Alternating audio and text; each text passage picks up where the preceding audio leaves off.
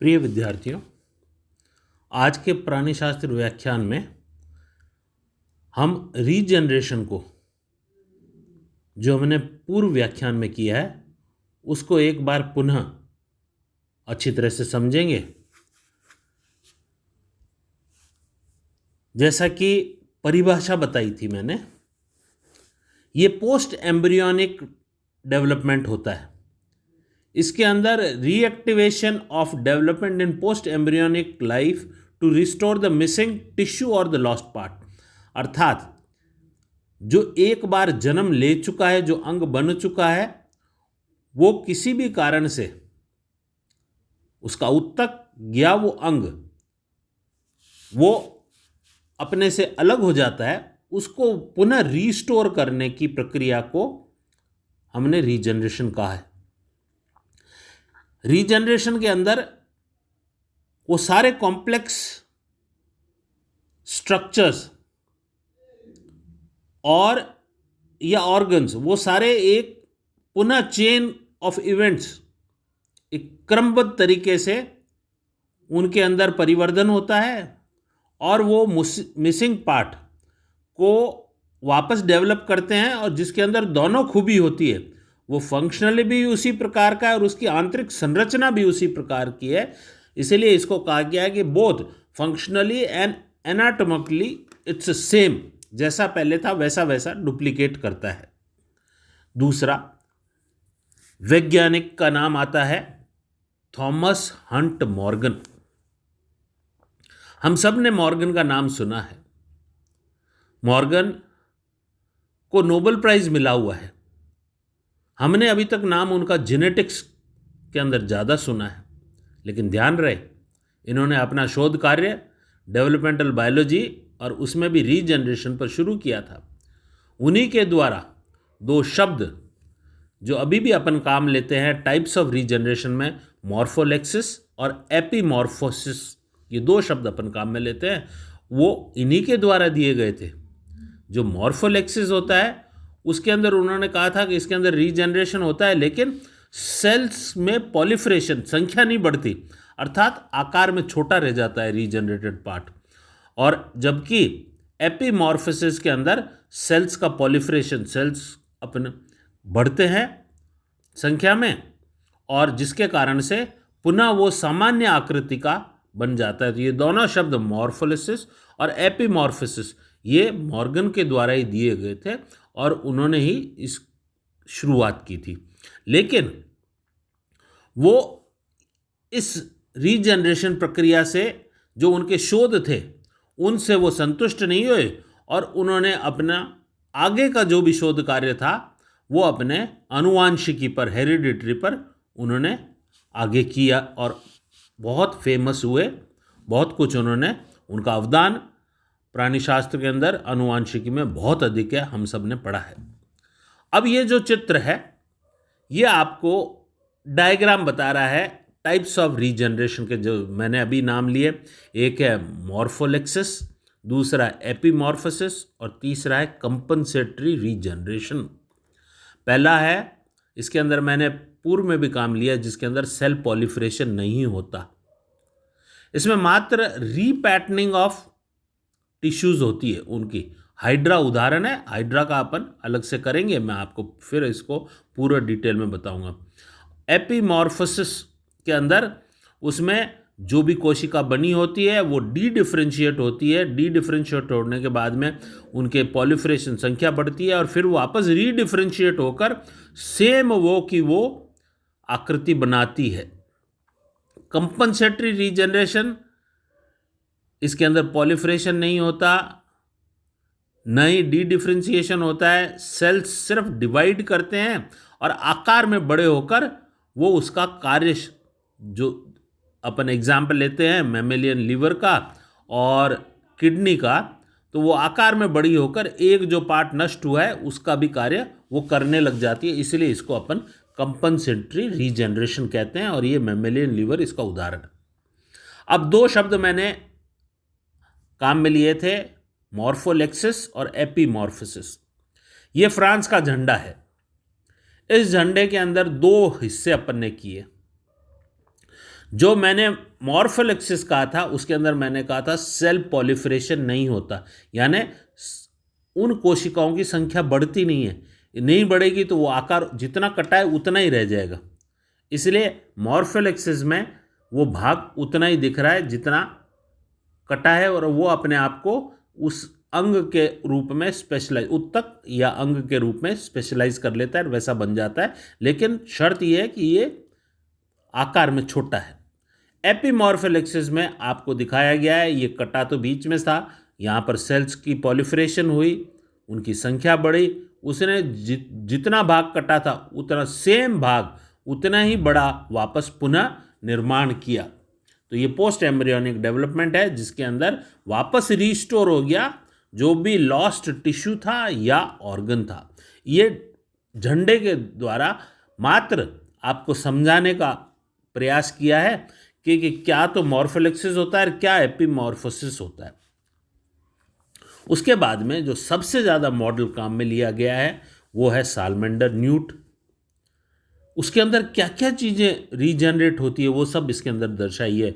उसकी पूंछ होती है, उसका हार्ट होता है, उसकी स्पाइनल कॉर्ड होती है, रेटिना और लेंस होता है, उसका लिम्ब होता है, अपर और लोअर जॉर्स, ये सारे इसके रीजनरेट होते हैं। इसलिए सबसे ज़्यादा कार्य इस न्यूट के ऊपर किया हुआ है। अब आता है स्पेलेंजिनी ने सबसे पहले यूरिडल एम्फीबियन पर रीजनरेशन का कार्य किया था। उन्होंने उसका एक पाद है उसको काटा, काटने के बाद में उन्होंने देखा कि जो हिस्सा काटा था वहाँ पर एक वूंड हीलिंग, वो घाव भरा है। घाव भरने के बाद में उसके नीचे कई सारी कोशिकाएं बहुत तेज गति से इकट्ठी होती है, और ये जो कोशिकाएं इकट्ठी होती है वो सारी डी डिफ्रेंशिएटेड अविभेदित कोशिकाएं, जो पूर्व में विभेदित थी अब अविभेदित कोशिकाएं हो गई, और फिर एक अर्ली बड बनती है, और ये बड धीरे धीरे कोनिकल आकार की होती है, कोननुमा होती है, मीडियम बड है, लेट बड है, और फिर ये प्लेटलेट बन जाता है। प्लेटलेट के बाद में अब आप देखेंगे कि इसके अंदर अर्ली डिफ्रेंशिएशन हो रहा है, और फिर वो पूरा उपांग आपके सामने कंप्लीटली रीजनरेटेड, जो फंक्शनली और एनाटॉमिकली सिमिलर है, बिल्कुल उसका डुप्लीकेट है। उस प्रकार ये स्पेलेंजिनी ने यूरोडेल एम्फीबियन में करके बताया। ये बताया उसी न्यूट का कि अगर उसका लिम्ब काट देते हैं यहाँ से तो ये 7 से 10 हफ्ते लेता है ये अपना पुनः वापस लिम्ब बनाने। ये 4 अवस्थाएं उसने दिखाई है कि किस प्रकार से ये कोशिकाएं और इसकी आकृति में फर्क आकर और 6 से 9 हफ्ते के अंदर ये पूरा लिम्ब बनकर तैयार हो जाता है। ये इसकी हमने हिस्टोलॉजिकल स्लाइड ली है। इसके अंदर हमने जब एम्प्यूटेशन, उसका पाँव काटा था तब इस प्रकार का था, डर्मिस दिख रही है, एपिडर्मिस दिख रही है, कार्टिलेज दिख रहे हैं, मसल्स दिख रहे हैं। उसके बाद में ये जो पीले में दिखाया है वो हीलिंग, घाव भरना, कि वूंड के ऊपर एक एपिथेलियम, घाव के ऊपर एक पतली परत एपिथेलियम की आ जाती है। अब उस तीसरे डायग्राम में उस परत के नीचे हम देख रहे हैं कई सारी कोशिकाएं इकट्ठी हो गई, इनको ब्लास्टिमा सेल्स का है। यहाँ डी डिफरेंस है, ये कोशिकाएं अपने जो मूल इनका आकार था, जो फंक्शन था, उसको छोड़कर अविभेदित कोशिकाएं बन जाती है। अब फिर उसके बाद में ये कौन स्टेज है जहाँ पर ये सेल्स की संख्या बढ़ती है, सेल्स पॉलिफरेट होते हैं, और फिर ये जो मैंने अभी शब्द काम में लिया प्लेटी स्टेज, ये प्लेटी स्टेज है, ये बाद में नॉच स्टेज बनी, और ये डिजिटल, ये यहाँ पर उपांग के अपन सारे हिस्से में कार्टिलेज एंड बोन देख सकते हैं, वैसा का वैसा ये डुप्लीकेट स्ट्रक्चर उतनी ही समान आकृति का बन जाता है। ये रीजनरेशन का प्रोसेस है। और उसके बाद में आता है अपना, ये पूरा उसको डिटेल में बताया गया है। अब जब वूंड हीलिंग आता है तो सबसे पहले जो अपने स्लाइड देखी थी वो वूंड हीलिंग की है। उसके अंदर ये कह रहे हैं कि पहले 24 घंटे में, एम्पुटेशन के जस्ट 24 घंटे बाद में एक एपिडर्मिस की पतली लेयर पूरे उस घाव को भर लेती है, उसको क्लोज कर देती है घाव को, और ये एक सिंगल्ड लेयर सेल्स होती है, और ये बनाती है एपिकल एक्टोडर्मल कैप, है ना। फिर दूसरा फिर शुरू होता है कि ये घाव भर गया तो अब इसके अंदर कोशिकाएं नई प्रोसेस डी डिफ्रेंशिएशन द्वारा कोशिकाएं एकत्रित होती है। ये वह कोशिकाएं जो कि हाईली स्पेशलाइज्ड हिस्टोलॉजिकल कैरेक्टर्स की होती है, वो अपना ये जो स्पेशलाइजेशन है उसको छोड़कर और ये अविभेदित कोशिकाएं बनती है। उसके बाद में आता है ब्लास्टिमा फॉर्मेशन।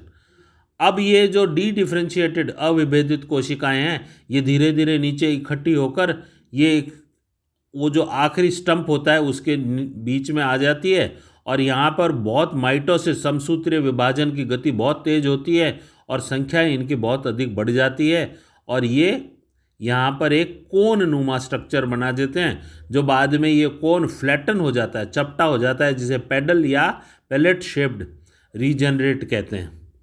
उसके बाद में वो उसमें आगे उसके अंदर कार्टिलेज और बोन बनकर मसल सारे अपने अपने कार्य करने लग जाते हैं, जैसे एक उसके अंदर काम करते हैं। अब इस फैक्टर्स भी इसमें रीजनरेशन में कौन कौन से हैं, ये मानते हैं कि एक थ्रोम्बिन नाम का सीरम प्रोटीन होता है, उसका बहुत ज़्यादा इम्पोर्टेंस है इस थ्रोम्बिन की। अगर ये होता है तभी ये डी डिफ्रेंशिएशन का अपना काम होता है। दूसरा, इनका ये मानना है कि अगर किसी उपांग के अंदर ये नर्व होती है, तंत्रिका तंत्र होती है, तंत्रिका अगर वो कट जाती है तो ये जो पुनर्भुवन होगा उसके अंदर ये तंत्रिका के सहारे पूरे वापस पुनर्निर्मित होती है। अगर अपन इस एम्प्यूटेशन के दौरान में, जब अपन ने इसका पाँव काटा है एक्सपेरिमेंट के दौरान में, तो ये नर्व हटा लेते हैं तो ये रीजनरेशन नहीं होता। और दूसरे चित्र में जो दिखाया गया एकमात्र स्टंप एक ठूठ सा निकला रह जाता है। लेकिन ध्यान रहे, जिन प्राणियों के अंदर पहले से किसी प्रकार का तंत्रिका तंत्र उस पाद में नहीं होता है, उनके अंदर रीजनरेशन उस तंत्रिका के अभाव में भी, क्योंकि वो पहले नहीं था, इसलिए वो पूरा का पूरा निर्माण करती है। ये कई चीज़ें बताई गई है कि भाई एक ये माना है कि ये जो मीज़ेनकाइम है इसके अंदर एक फैक्टर बताया है, मीज़ेनकाइमल फैक्टर, ये होता है तभी रीजनरेशन होता है। और रेटिनिक एसिड ग्रेडियंट बताया है ब्लास्टिमा फॉर्मेशन के अंदर। हम ये देखते हैं कि ये जो जब हमने इसका काट करने के बाद में हमने उसको कोई ट्रीटमेंट दिया, ट्रीटमेंट भी कौन सा, विटामिन ए का, रेटिनोइक एसिड का दिया, तो ये जो रीजनरेशन की दर है ये बहुत अधिक बढ़ जाती है और बहुत जल्दी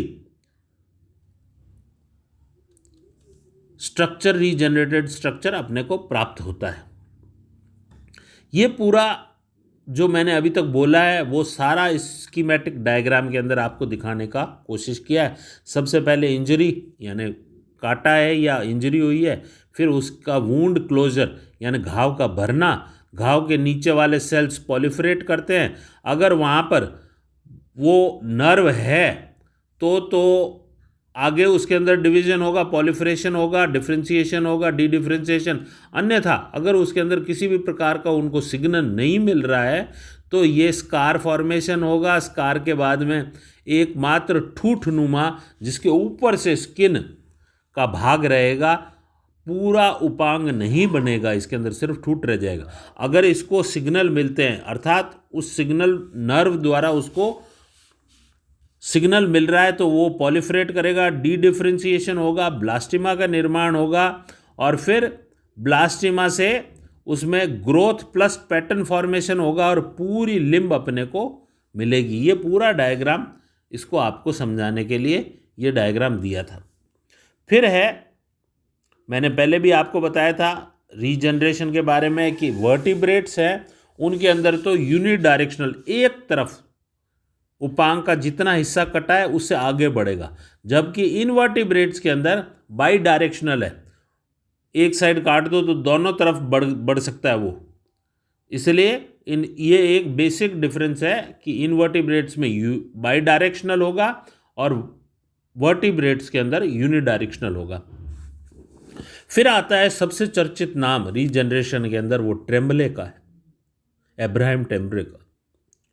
इन्होंने 1740 के अंदर हाइड्रा, जिसके बारे में लोगों को शक था कि ये एनिमल है कि प्लांट है, उसका अध्ययन किया और उन्होंने उसके टुकड़े किए। तो उन्होंने पाया कि उसका सिर भी रीजनरेट हो रहा है, पाँव भी रीजनरेट हो रहे हैं, और अगर इसके बहुत सारे हिस्से काट दिए जाएं तो ये अपने आप को छोटे छोटे हिस्सों से भी पुनः वापस पूर्ण प्राणी बना लेता है। ये एक बिल्कुल नई खोज थी, सबके लिए चौंकाने वाली खोज थी। लेकिन एक चीज जो समस्या आई कि अगर टेंटिकल का कोई भाग इसका काट दिया जाए तो उसमें किसी प्रकार का रीजनरेशन नहीं होता था। इसी तरह फुट रीजन, जो पाद था उसका, फुट वाला, उसका अगर कोई छोटा हिस्सा काट दिया जाए तो उसके अंदर कोई आगे रीजनरेशन नहीं होता। तो ये पहली बार ट्रेम्बले ने यह बताया कि एनिमल्स के अंदर भी एसेक्सुअल अलैंगिक प्रजनन पाया जाता है। ये उसी हाइड्रा के अलग अलग हिस्से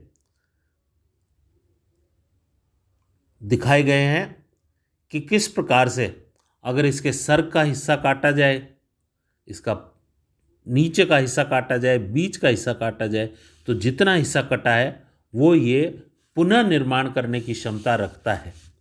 लेकिन जैसा मैंने आपको अभी बताया कि टेंटिकल्स और जो इसकी नीचे वाली बेसल डिस्क है, अगर उसका हिस्सा अपन काट दें तो ये पूरा जीव नहीं निर्माण कर सकता। ये था रीजनरेशन के बारे में आज का टॉपिक। इसके अलावा इस रीजनरेशन को प्रभावित कौन कौन से कारक हो सकते हैं, उसमें सबसे पहला है टेम्परेचर। तापमान बढ़ने के साथ रीजनरेशन पर अनुकूल प्रभाव पड़ता है, परंतु एक सीमा बाद तापमान बढ़ने से तेजी से रीजनरेशन में गिरावट आती है। दूसरा है भोजन। भोजन रीजनरेशन में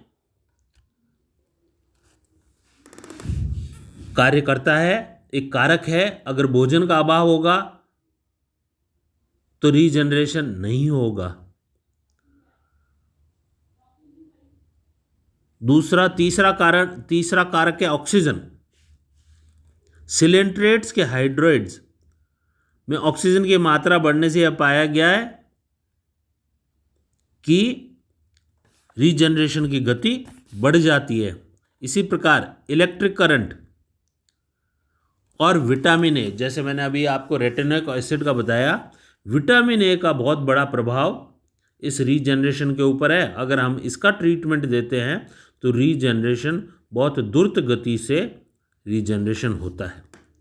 प्रिय विद्यार्थियों, इस प्रकार ये 4 व्याख्यान माला में अपना ये रीजनरेशन मैंने पूरा किया है, इसी आशा के साथ कि इस पर कहीं से भी कोई क्वेश्चन पूछेगा, प्रश्न पूछे जाएं तो हम उसका उत्तर दे सकें। आज पुनः मैं PDF भी डालूंगा और इसका होम असाइनमेंट भी डालूंगा।